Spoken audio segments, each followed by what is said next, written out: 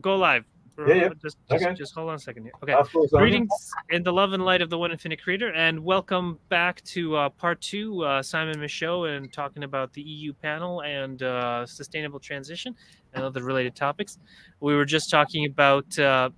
Well, there was some report you mentioned in the past segment. I don't remember what it was called. Durham report.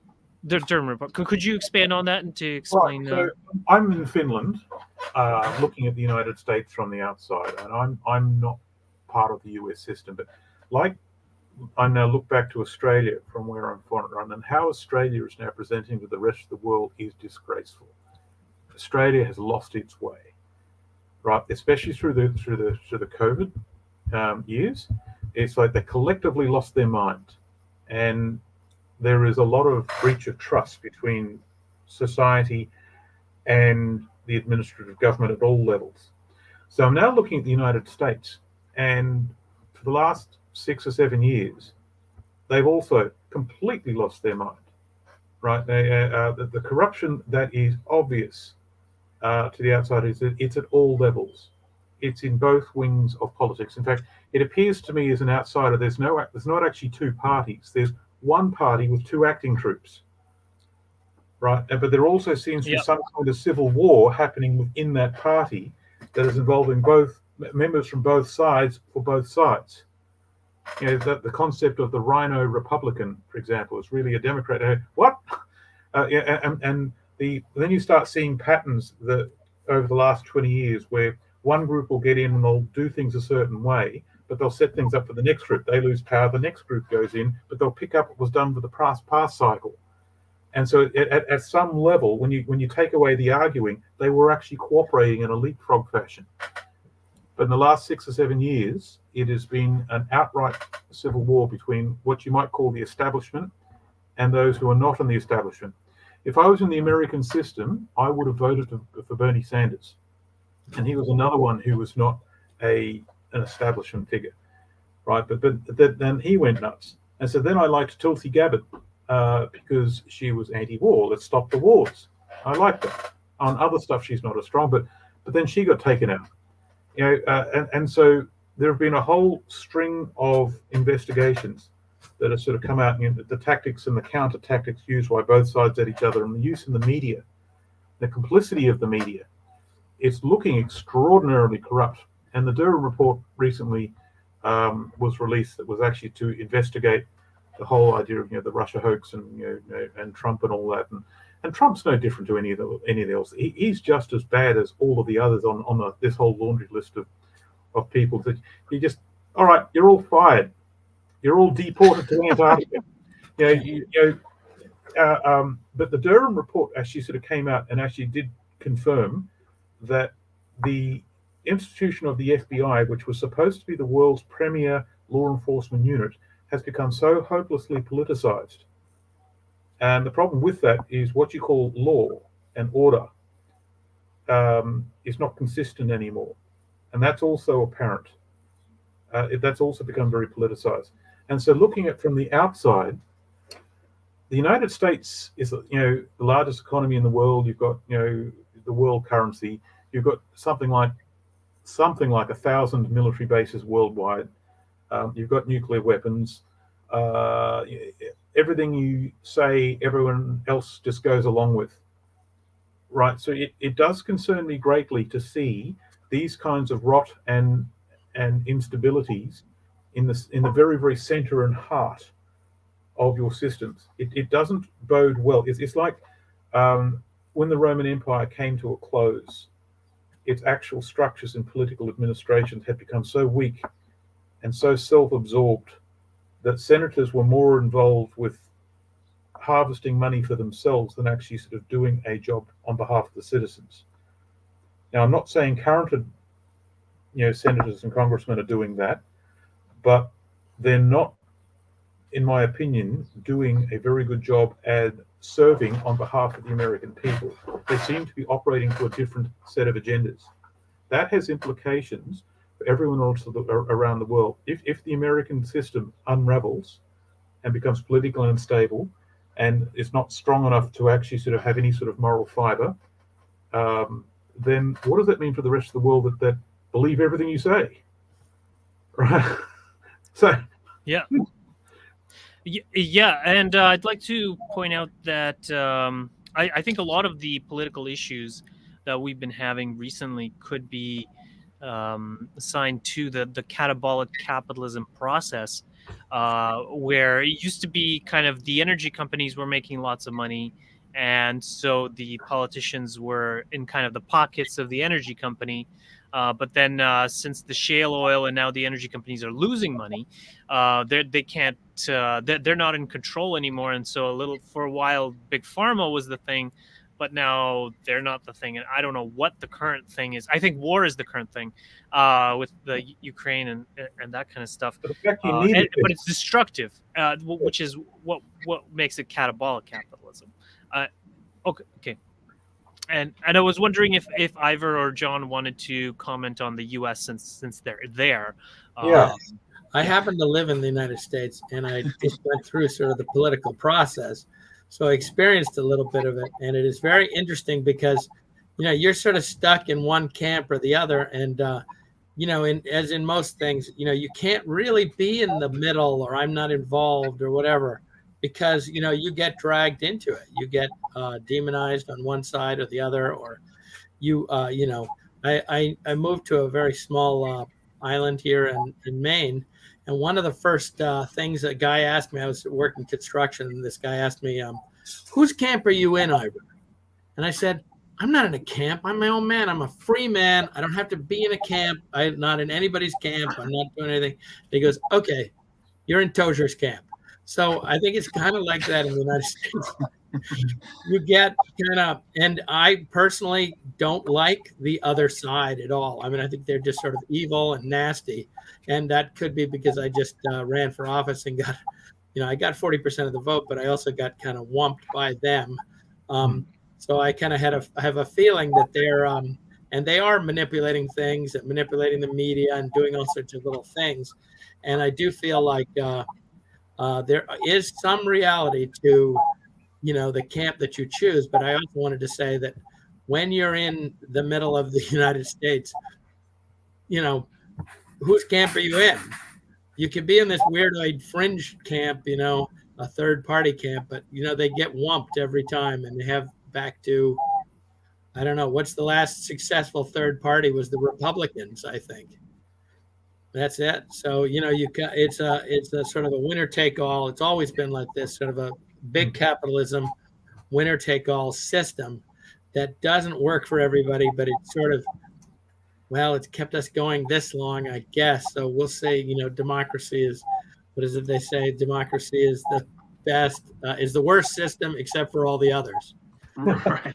Well, yeah, I'd like to point out that it was working well while we were having increased energy consumption the whole time. Yeah, actually, yes. All the way back to the 1700s, it's been increased energy consumption, and not just increased energy consumption, but more land, expansion, etc. So maybe it's a different story on the backside of the expansion. But I like playing the game anyway. I mean, it's kind of a crazy, crazy scene, but it is kind of, it's every 4 years or every 4 or 8 years, we really get into this whole thing. And so much money, though. Oh, yes. So much money. Stupid. It's unbelievable. Yeah. Oh, no, I'm in a complete agreement. It's the dumbest thing ever. But, when you're in the, when you're in the middle of the circus, you got to play, whatever. You got to just get into it a little bit. And, I ran as a Democrat, and I sort of am a Democrat. I like the idea of a union Democrat, et cetera. They represented my interest. But, I realized that also Democrats are, the Democratic Party has been around a long time, longer than Republicans, and has all sorts of bad things have happened. The Southern Dixiecrats, all those, Democrats in the South, all that crazy stuff. I mean, it's an institution. Yeah, they were pretty bad. Yeah. And now I agree. I think it's just basically one party. Yeah. Oh, yeah. But many factions. There are all these different sects within Yeah. It's the one party, and they're all just at each other's throats now. It's just Oh, unbelievable. Oh yeah, it's if you don't On like both Pepsi, sides. get Coke. Yeah, Yeah. Yes. But ours, we're much more subtle about it and much cooler about it, I think. yeah. So I'm in Finland, right? And the Finns have just had an election. And this is in a contrast. I suppose this is where a lot of my opinions are now coming from. Yeah. So the Finns are a very honest society. They have a system that is very, very difficult to have corruption in because of the way it's set up. There is an enormous and very strong trust between society and the system administration. The police are trusted. The police are respected. It's a law-abiding society. We've got young women walking around late at night on their own through the city, far from home, perfectly safely. There's a very different feel here. So they had an election, and when they have an election, all levels change at the same time. And they had lots and lots and lots of people will stand up for election. You'd have the posters up on the walls, and it was all low budget, right? But everyone was having a laugh, and it had almost a friendly atmosphere to it. And so what ended up happening was in the last cycle, 6 political parties joined in an alliance, which means it was very difficult to get anything done. But people who disagreed with each other were in 100% agreement in putting the needs of Finland and Finnish society first. How they would do it, that was the debate. It had such a different feel to the horseshit I saw in Australia and the United States as well. And lo and behold, like corporations proudly pay their tax. Mm-hmm. Right, so the government has money. What does it do with their money? It pumps it into society in ways that can be seen. We're taxed very highly, right? But you can see where at least some of that money is going, and everyone is actually quite cooperative. Everyone that you walk by, for example, in the street, believes everyone else is doing their best to develop a structured society, and everyone does their job. Right, I don't see any of that in the Western world at the moment. We've turned on each other. Completely agree. Yeah, it's just, it's just awful. I think that the way there's so much infighting. Yeah, so Finland's not perfect, but I'm sort of seeing it as a reference point. I'm really sad. America is one thing. You're in America. I know Australia and how Australia is presenting. Oh man.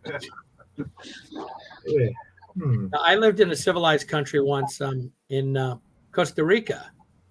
And Costa Rica really was a sensible country. Everybody there, they kind of, they're the most, they're a really interesting little group of people, and they want to keep things nicely. They came up with ecotourism, and they have the idea of ecotourism is everybody in the country benefits from the tourism, which is really nice. And no army. You talk to them, and they say, well, we don't need an army. We're, peaceful, etc. And they just have it was just a completely different way of thinking. And there, not much corruption. The place is really together. And then I moved to Guatemala, and it was like sort of the same country. It went from shore to shore, and it had mountains in the middle, etc. But so differently run. And so you get the idea that these structures do matter. They do matter. They really do. And, I've also spent a lot of time in Canada and, been in a bunch of different, at a few different places enough to understand how they work. And you begin to realize, things could be structured differently and work better. But, as a little person, little cog in the wheel, person in the country, it's very hard to, like, am I going to change the United States of America? I made my little film there, and I hope that people would listen to it and, peak oil a love story. And I was hoping that somebody would pay attention. I don't think so. So we'll see what happens, right? Yeah, but so back to Finland, right? In Australia, there's no thought for the future at all. No. Like I think we've got like a couple of days of fuel in storage. Yeah. That we're constantly turning over. And in Finland, there is a stockpile of all basic needs for all people in Finland for about 8 or 9 months. I think the target was 9 months, right? But they have a stockpile of stuff where if something happens and the usual things, it all stops, they have their own resources to fall back on. Right? That's how they think. Historically, they think some very difficult times. Yeah. There is a reason they are most displeased with the Russians. Any excuse at all. In fact, when the Ukraine thing happened, the number of men joining martial arts like karate went up considerably, just in case they had to go and fight the Russians. They said, right, let's do some training. Yeah, they have a very. We must look at reality, even if that reality is uncomfortable. We will look at it. That's not elsewhere. This is why I can exist here in Finland. I wouldn't exist in Australia. Probably not in the United States either. Agreed. Absolutely. I mean, I live in a little portion of the United States called Maine, a state. And it's kind of enough. It's off to the corner of and in the north. So it has its own little culture. And a lot of it makes sense. The local government is pretty good, and everything. There's very little corruption, etc. But the United States in general, I mean, did you know that you know how in the Midwest there used to be all these giant grain silos? Well, those were monetized. In other words, you got to get them out of there and move them to a place where somebody buys them.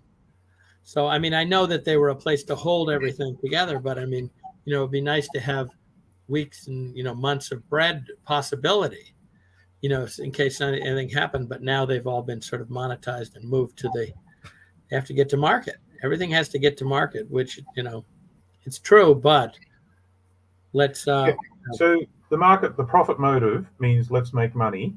That'll go the most efficient way possible. Yep. Now, this actually happened in the 13th century in Europe, when all food production actually happened outside of Europe, but there was a problem of actually transporting food in, and all the local crops were cash crops. So there was a massive famine, right? A really, really bad famine. And just as they were coming out of the famine, the Black Death hit, the Black Plague hit. So, but what happened there was the profit motive took over, and you had people stopped looking at the needs long term because they cost money. And that's happening right across the Western world. We're not looking at what we actually need. We're assuming everything will be fine forever and the current circumstances will continue and everyone will play nice. But really, we're sort of functioning on cash crops. Yeah, well, they did the same thing in Europe. I mean, in Asia, the Europeans, especially the English, got in there, and the Indians and the Chinese both had a store of grain. They would store grain, and they'd have traditionally enough to make it through famines in different areas. Well, they said, no, you have to monetize that. You have to get it down to, the ships and get it shipped someplace. And of course, along came a large famine, huge famine in both places, actually. So that's just, I guess that's the beginning. Once you have sort of capitalism happening, that is a way that it needs things to get to market. Yeah, and so this is everything's geared towards capitalism at the moment. Yeah, the free market, but it's like we need a parallel system to ensure long-term sustainability. Yes, distributism. Distributism, yeah. See, all existing systems in the past won't work because they've been predominantly based on growth. Yeah, all of it. Fascism, communism, any ism you think of. Well, not distributism though. Not distributism. Has that actually worked? Has that actually been tried on a large scale though? No. It was an idea of a guy named G.K. Chesterton in England. His big thing was 3 acres and a cow. And it was picking up, but then it kind of... It also depends on if you... Because, I mean, the term was coined by G.K. Chesterton based on a papal encyclical from the 1800s. But if you actually look into historical examples of people who didn't speak English but had similar things, you have many such examples, like especially indigenous societies like in Tikopia, for example. Tikopia is a sustainable island in the South Pacific, and they have a carrying capacity of about 1,500 people, and they've managed to keep it at that level. And basically, whenever someone dies and they don't have anyone to inherit the land, then the chief allocates that land to another couple or person, so that everybody has their own allotment of land. Now, it's not 100% fair. Like, not everybody has exactly the same chunk or whatever, but it's still distributed. It's not like it all goes to the chief and then the chief kind of like it would be in socialism, but rather, everybody has their own chunk, and they share that kind of thing. And, and it's similar in many other indigenous societies, and even back in like feudal times, it was closer. Like, there was more equitable land distribution than there is now, because like they actually needed people to work the land, so they lived on the land. Yep. Back to the idea of Costa Rica. Also, Costa Rica was settled by some Spanish people, and they found that it wasn't a very, even though it's called Costa Rica, it's not a very rich land. There isn't that much big resources like oil or anything. And so what happened was they had to sort of farm. They had to have small farms and things, and it's created a much more equal society. And that's why the place is much more equitable place than a lot of the other places around it, such as never had even big coffee farms. I mean, not that much. So you have a place like El Salvador and Guatemala and Nicaragua, all were taken over by sort of big corporations, but also big strongmen. And so it created a very different society. And I think that's the thing, is you kind of have to have a different sort of a society. And like a place like Tikopia, nobody wants that place. The major powers didn't really want it, so they didn't move in and take it over. And I think they have a few little places like that are kind of left to develop in their own way, which is kind of nice. And like Finland is kind of hanging on to itself, And Finland also never had, like Sweden next to them, never had their little empire idea, Didn't work out so great for Sweden. So Finland's always been part of someone else's empire. Yeah. And yes. They're only just getting used to the idea that they're not in an empire, that they're a relatively young nation. Mm. So I'm part of a group that's trying to work out like what possible path we might go for. And one of the ideas that I proposed is we set up a game theory lab. And that game theory lab is to establish a whole series of different simulations socially. What social contract will work? Where, like if we did try distributism as a simulation, run it for 500 years. Yes. Right, and see what happens, because there's everything that's been tried in the past, something unplanned or non-linear seems to happen to knock it on its ass. But it's always come from some aspect of human behavior that's been visible all along that we've ignored. And so how do you develop a society that is actually able to be resilient? When the European, when the American settlers turned up in, say, Texas for the first time, and they went to war with the local Indians because they, well, this land's ours now. But they used a whole lot of skullduggery tactics to do it. They weren't very honest about it. They said, well, yeah, too bad. We're going to do it. But the Indians had a very different culture. When they meet people for the first time, they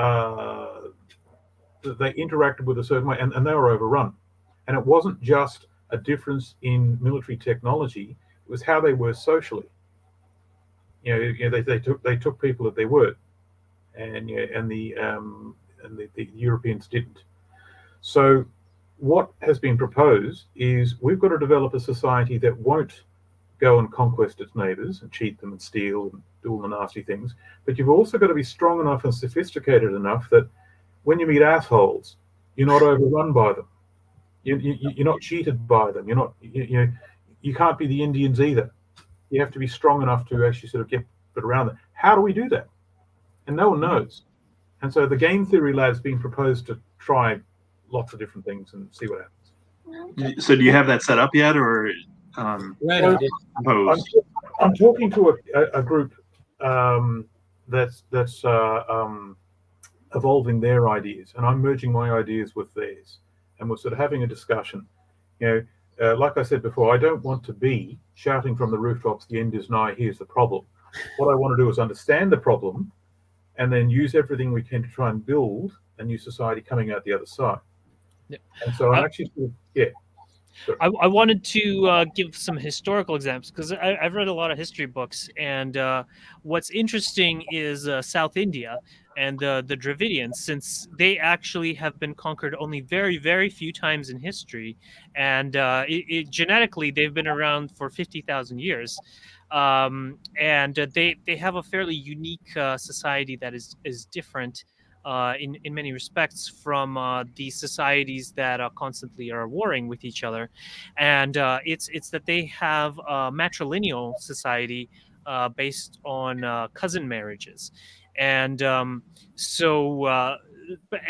they did that Icelandic kind of incest whatever report on 100,000. Anyways, they found that like first and second cousins not so great, but well first cousins definitely bad, but second cousins wasn't terrible, but third cousins is extremely good, and even better than someone more distantly related. They have a higher evolutionary capacity, and so basically the Dravidians, since they can marry their cousins, they don't need to conquest other nations, since their marital spouse is someone that's a few houses down.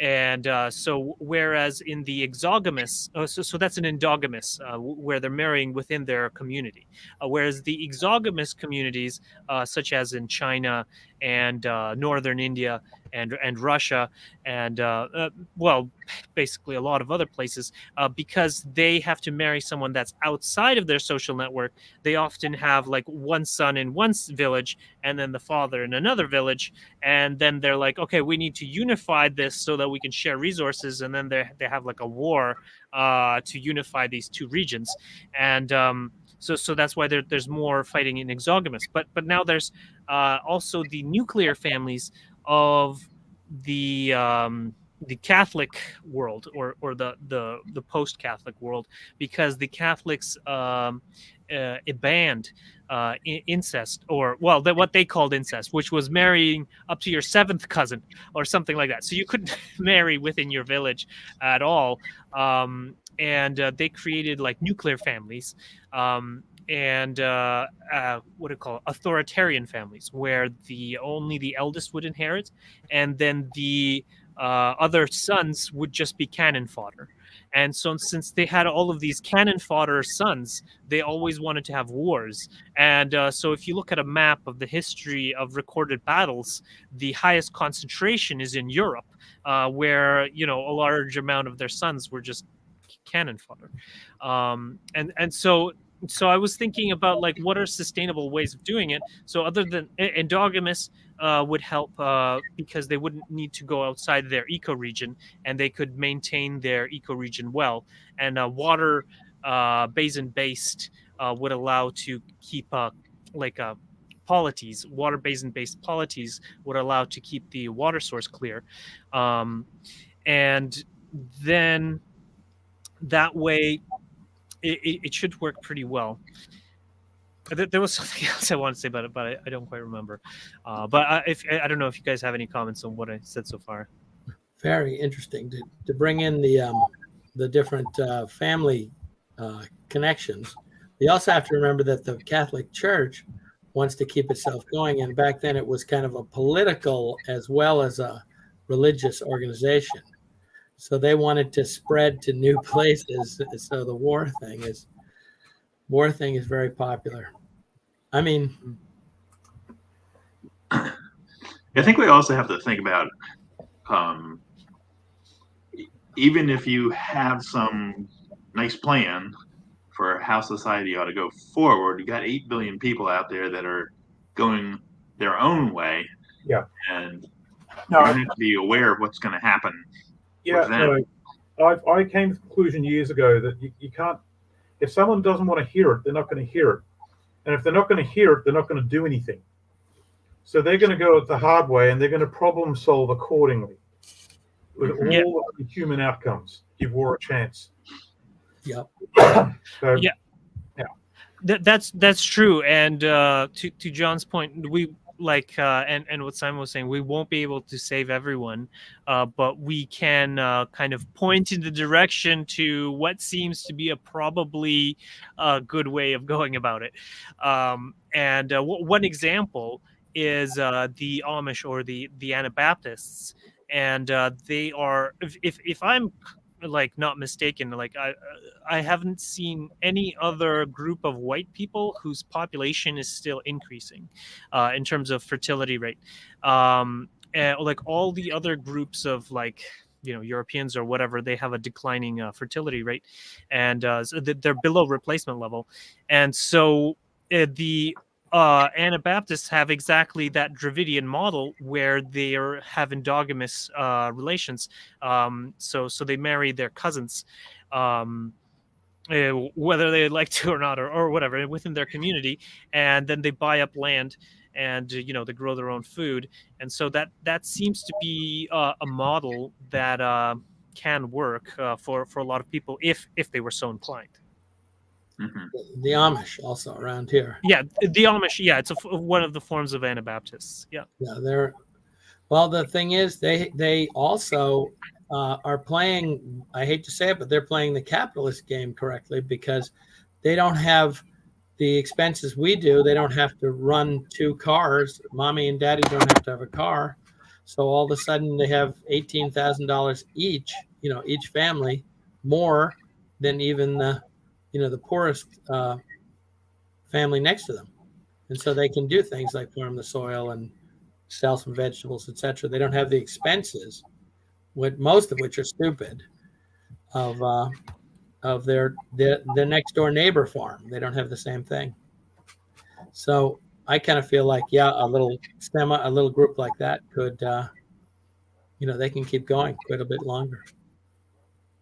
Yeah, they tend to be very high net worth people. Even they dress very simply and don't buy very much, but they tend to have a large amount of money available, and they usually use it to buy land because they need land for their children, and so they've managed to buy up quite a lot of land. I don't think it's nearly as much as say like BlackRock or Bill Gates, but it's still sizable, and it's actually sustainable. Whereas the mega corporations, when they buy up land, they kind of just bulldoze everything and then they rent it out. And when a farmer uses rental land, statistically, they do a bad job about it, because they don't care to maintain the soil quality. They will just kind of reap it or rape it until the soil becomes unusable, and then they'll just rent another piece of land. Oh yeah, yeah, absolutely. Yeah. So yeah, I don't know if you can integrate that in your game theory and then models, and then see like the different family types and things like that. The plan is to try everything. We'll try, including all this weird stuff. Now, humans have got to reclaim their technology, and so the idea was to actually sort of model all the scenarios we can think of, but also map out and model a series of science fiction shows or media shows. Let's map out The Expanse, or the other one I proposed was the Amtrak Wars, written by Patrick Tilley. Like if we actually were to game theory that. But what I suggest, and this is going to make you guys laugh, instead of actually having like a computer simulated system, we'll have those. But in parallel with that, we'll use role-playing game systems, RPG systems. Like it started out as Dungeons and Dragons, but then there are many other systems now, like Mage the Awakening or Shadowrun. I used to play Shadowrun and everything. So what we would do is get every single gaming system available on the market, put it into one room, call it a library, And then we would develop our own gaming system, which is similar to, like the old Sim City simulation. And then you'd have a series of people sitting around the table in a role-playing game setting to model and run a game themselves, not using computers, but using human intellect interacting with each other, and make human choices that has nothing to do with computers.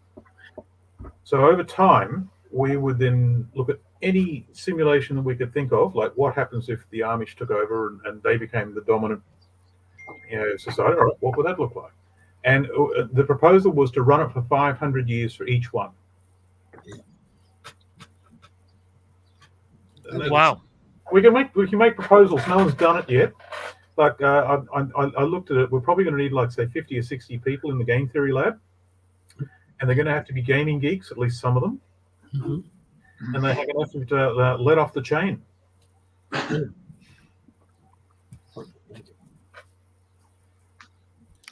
Cool. Well, my wife has something to say. Oh, Beloved wife, Lonnie Bailey, notes that there are no women in this forum. She also notes that testosterone seems to drive the need for speed in all things. Slow down, and we can use that 1887 engine again. Also note, when we had the Gem, we had a little car called a Gem car that we drove around, and we also had another little one, electric car that we built with a friend of mine. She said people, it went 25, maybe 30 miles an hour downhill with a tailwind. People were afraid of it. So she put a large sticker on it that said, "Fear this." So that was it. It was like any change, even if it's like something kind of mellow like that, freaked everybody out. We have people screaming at us and different things, So I think change is very threatening to most people. And we have to, like, figure out a way to sort of, I don't know, I think you kind of have to pitch it as good change. So we're trying to actually get more women involved in this. Trying to find people who are actually interested is a real problem. In the mining industry, it was male dominated for a very, very long time, and they had real problems getting people to take on these jobs, which involved going to the middle of nowhere. And said, well, you can't have a family, you can't have a social life. And so they said, well, how do we get more women involved in mining? So I've been several think tanks with that. And in the end, we put lots of wages out there. We put lots of support out there. It's all right. We're going to change the culture. In the end, it was technology that actually changed things in the 70s that made it possible. But in the 90s and the 2000s, in that era, the problem we had was women certainly weren't interested. They just weren't interested. So some did take part, but not in large enough numbers that we could sort of populate all areas. And they're still trying to do that. And I'm finding that is also in the prepper community. Most women find these issues way too negative, and it's just that they're not interested. There are a few around that you can sort of talk to, and they're quite successful, but there's less of them. If you can get more ladies to engage, then great. Yeah, well, the Donella Meadows.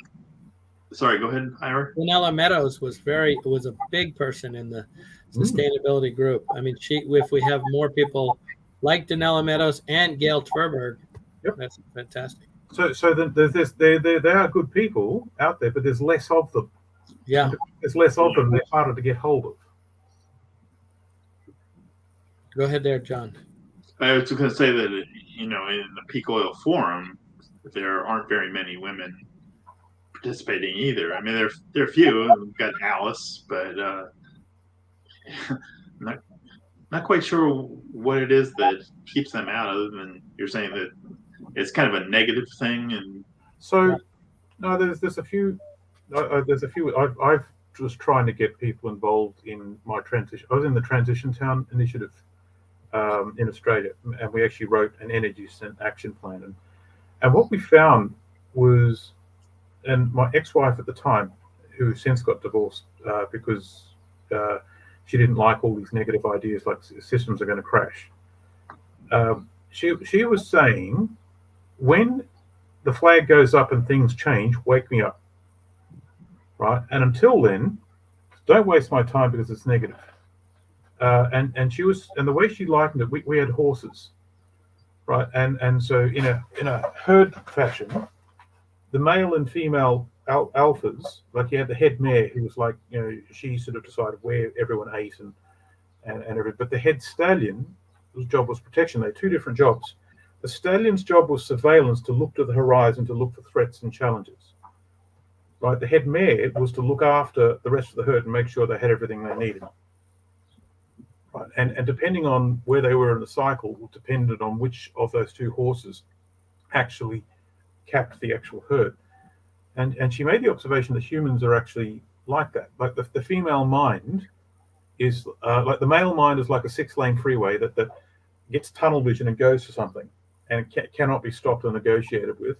Whereas the female mind seems to be suburban streets, where they're structured different. That's a generalization, right? But it seems to be we're in Jordan Peterson territory here, trying to explain all this. Right? But Yeah. My personal experience, getting the ladies interested in the ideas of this, they found it all very sort of negative and said, look, don't waste my time. But they couldn't see the point until, because we've been looking at this for 20 years for some of us, and nothing's happened. Food's still in the supermarket.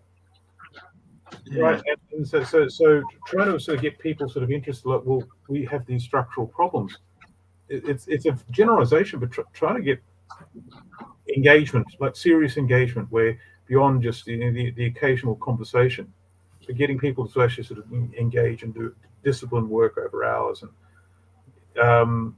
I've been rejected many times trying to actually sort of change that, and it involves saying a few things that are politically incorrect. But here we are. If we can get more ladies involved in this, they would absolutely step it all forward, because they represent half the species. Yeah. Right. I heard something kind of interesting the other day, that when Biden started releasing oil from the SPR, there was an announcement that he was going to release 60 million barrels or something like that. And then some reporter asked Jennifer Grantham, she's our Secretary of Energy, said, well, how much oil does the U.S. use per day? And she had no idea. And so maybe it's this sort of thing that, as females, she's kind of looking out for the kind of large herd, whereas we would be focused directly on that number with, how much do we use, right? And so maybe it just wasn't particularly important to her. That could be said for a number of examples of people in general. But it's like we have different priorities, and there's two sides to those different priorities. Like I got some rather difficult feedback from my ex-wife and her friends, who were saying, you're living in a world that doesn't exist yet, and you're making choices which is making the present very difficult to deal with. And so enough of your shit. Right. Yeah, what I found to be kind of a smoother path forward is, instead of talking about the bad things, it's kind of like I think kind of the male role model, the male role is to provide for the family, and then the female, once she knows about the resources, then she allocates the household or whatever. So for example, if we were to do transition sustainably to everyone having enough land to grow their own food and firewood, the man would like cut the firewood or whatever, maintain kind of the larger thing, and then the woman could focus on more like the household, the child rearing, and like the little garden and the kitchen, that kind of stuff. You realize all of this is politically incorrect and completely unacceptable to the modern dialogue, where men and women are actually no different. Well, in order to do a successful transition, we're going to have to realize the biological realities. I mean, like the Amish, for example, they have fairly large separation between what the men do and what the women do. I mean, there is overlap. Like, sometimes the men do some of the dishes, or sometimes the men do Yeah. some sewing or whatever. But that there's what do you call it? Separation of concerns, at least the primary fields of concern. And this is just a normal. I'm sure if you were to even to do a computer simulation of game models, that then just having specialized tasks for different members makes more sense. And we have historical precedent of from thousands of years of like women making the clothing, women sewing and all those kinds of things, and their brains are better at it than male brains. And now, females are better at fine motor skills, and men are better at gross motor skills, like lifting heavy things, and so I think that somehow we're going to have to do this transition. Like maybe you could have mixed gender or something like that communities as well. I mean, I'm not saying we have to exclude anyone. The ideal is to have many of these kind of communities that have enough land, and then some of them might be the Amish style, some of them might be some other style, and then it'll be kind of a natural selection process in terms of the ones who produce enough food and like some surplus are going to be wealthier than those who have to buy because they were doing other things like putting on makeup instead of Yeah, okay. All growing. true. Be that as it may, the very people that we are wanting more to actually join podcasts like this, to have like more men and women in a more balanced fashion, the very people who would join would now be shouting at you patriarchy and sexism and how could you, and then you become subject to cancel culture. And this is actually the problem with trying to actually discuss this whole transition. Like, this is a fraught with peril and pitfalls. It's almost like it's inevitable that we're going to go that way, and there will be disagreements. And when those disagreements come down to, I don't have enough food to eat, now what? Yeah. Well, so yeah, I don't know what your proposed solution there is, but I do know that there are, at least on the right, people who are okay with traditional separation of concerns, and I mean there are millions of these people. So, but yeah, it is my reports have upset everyone. Right? Current report, everything. It's deeply offended the Green Transition Group, right? And they think that I'm a right-wing guy. What they don't realise is the report before that was the oil report, and that drives a stake through the hearts and dreams of the right wing, if they actually read it. Right, so every tribe around me thinks I'm supporting them or I've offended them, depending on what issue they're sort of talking about. Our whole society is in a hall of mirrors based on ideology, and we will not look at reality, but we also won't look at ourselves either. Right, our idea of who and what we are has been corrupted. Yeah, I experience the same thing where the people on the right think I'm on the left, and the people on the left think I'm on the right. It's like, well, I'm a distributivist, so I just trying to help the maximum number of people. Well, my approach is I'm an alien from planet Zog. You're all fired. Sort yourselves out. Yeah. There's definitely an element of that too, but. I have been making good headway with the Anabaptists. Like when I was going to the urban churches and telling them, we should grow our own food. They're like, get out of here. Well, we're like cities, but like when I went to the rural Anabaptist church, they're like, growing our food. Yeah, we're already doing that. Yeah, keep on preaching that because we're already doing it. Kind of thing. A small portion is doing it, right? Like if there's 8 billion people, how many people are actually doing something useful? Yeah, probably 1%. Well, but that's the 1% that we need to focus on, because they're going to be the seeds of the future. And then later on, when the people either get through denial or become open to change, they'll be like, okay, who's actually got this figured out? And then we'll be able to point, look, that 1% is actually doing it. So let's make that into more than 1%. Well, I don't think it's going to be. I think it's going to be more like if you're in a kind of a little corner of this place, it's going to be better. You're going to be better off than being in the center of things, because the center of things, I think, it's just going to be a little chaotic for quite a long time. I think it's interesting during the big hurricanes in Houston down there. Everybody tried to leave at once. And so what happened was, as soon as they started to leave, the highways became completely clogged, and everybody just sat there on the highway basically until their gas ran out, and that was it.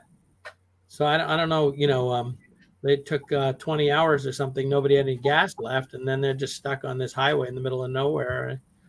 I kind of feel like it's going to be a much slower version of that, but something like that, where a lot of big places just don't work anymore. I mean, look at the city of Rome went from way over 1 million people down to way less than 40,000 at one point.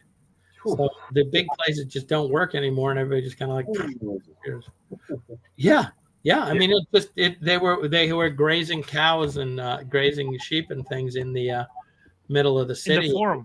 Yeah, in the forum. So I was part of a think tank once, and we asked the question: how could a city of 15 million people, and they used London as the example, if we went through a peak oil scenario and everything, what would they have to do to turn a 15 million city into something that was remotely self-sufficient? And what they ended up was, they restructured the city around what was successful was Isaac Asimov's Caves of Steel, right, where food became was cultured in a yeast factory, and we just ate yeast.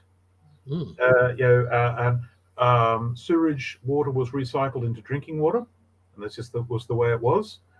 We accepted the fact that health and quality of life deteriorated, and people didn't live as long, and everyone was on top of everyone else, but all material things became communal, where things like personal computers and everything, which were idle for periods of time, right, became communal. So when someone steps off a computer, someone can step on.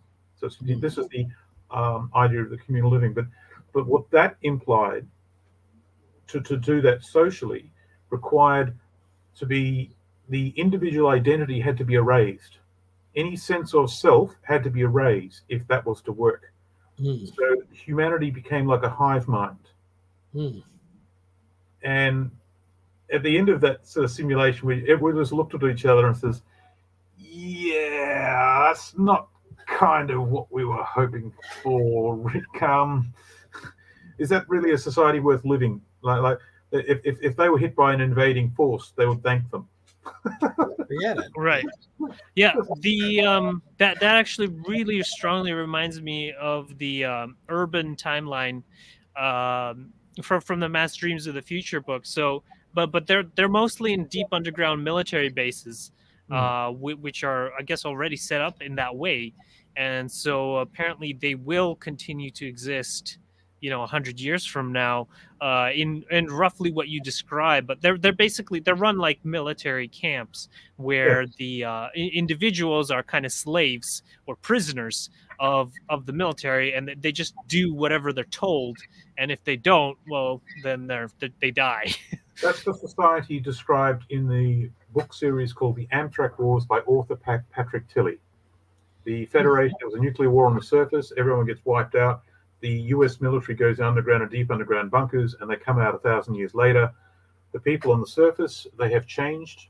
They've become something akin to an American Indian society, but the average person has lost a lot of cerebral capacity, but also have become more animal-like, if you will. But all the human intelligence is concentrated into a smaller number of individuals, where you have the occasional individual that's super intelligent, and they tell everyone else what to do. It's a very interesting series. I'm now looking at those sorts of things now with very different eyes. Wow. Yeah, and so that Mass Streams of the Future, it also talked about 3 other timelines. The other one was the rustic timeline, which is the Anabaptists, which we already talked about, and then there was the third timeline was the indigenous, which you just mentioned, but they were basically living in a survivalist mode, and it wasn't different than the kind of indigenous that we had 1,000 years ago. They were just hunter gatherers basically, but it was a less effort intensive than the Anabaptist. So the average life expectancy for the urban was 52, for the Anabaptist it was 57, and for the indigenous it was 71. And then there was a fourth timeline or lifestyle, which was the New Age Sylvan, which was similar to the Anabaptists, but they were more communal and they were more spiritual. And instead of doing annual agriculture, they did food forests. And their average life expectancy was 89 at the year 2100, and then it was up to 99 by 2300, and then it was like measured in centuries after 2500. So they were very successful, and they did manage to maintain technology, and even they got extraterrestrial downloads for more technology. So that's also a possibility to consider. Anyways, So the most stable society I've seen, civilization, like I've personally seen, no, not personally, but I've looked at, is the Australian Aborigines. They were in perfect harmony with their environment for such a long time that they stopped developing. They didn't bother leaving the Stone Age. They didn't have to. And they were a stable society. They were respectful, and they were stable on all fronts. And it's when the Europeans turned up with their technology and their, and their short-term thinking and their ways, they just couldn't cope. Mm-hmm. Yeah, I mean, all indigenous groups in the United States were pushed. I know a lot of people from the Penobscot and the Wabanaki people around here, and they've managed to stay in the same place and live in the same area, and kind of they got overrun, but they're still here, and they have a very different viewpoint from a lot of the other indigenous people that were pushed all the way past the Mississippi. They still have the place. Yeah. So, what can we learn from these cultures? How does society genuinely become sustainable and wise? Like, what do we need to learn? So 1,000 years from now, we still have a society that resembles whatever it is we built, or are we going to be looking at a short-term thing like that? And how do we respectfully manage relationships between each other? Because at the moment, everything from how we do our politics to how we relate to each other in the street, to how men and women interact with each other, to how we interact with our kids, it's all gone to shit. Yeah, pretty much. Well, yeah, we got about 1 minute left. I just wanted to give a chance for closing remarks. And I just wanted to also mention, just on that topic, that there's an important aspect of things going to poop, as you were mentioning, is the urban density. So because they've done the studies and they found that when mammals are put into high density living environments, they always resort to violence, sexual predation, and eventual demographic collapse. And this is just a natural thing to get the population back to carrying capacity. And so having that kind of distributed land so that people are living within carrying capacity, then they're not prone to those behaviors since they're living in a way that's sustainable.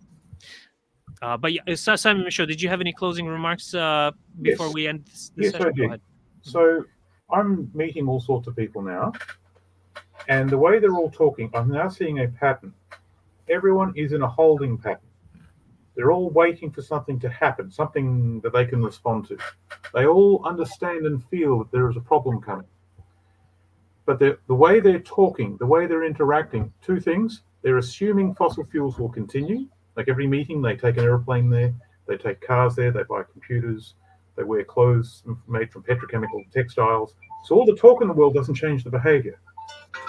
But what they are also thinking of and interacting with as this is someone else's problem.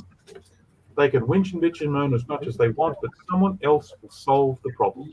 Mhm. And I'm seeing that everywhere. And that is the thing we need to actually snap out of it. Lastly, the final solution is how does humanity actually see itself?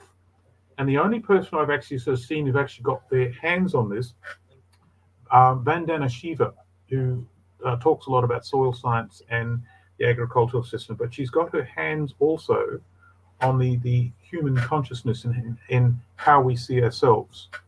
And so it's going to be someone like her who navigates us out of this. Awesome.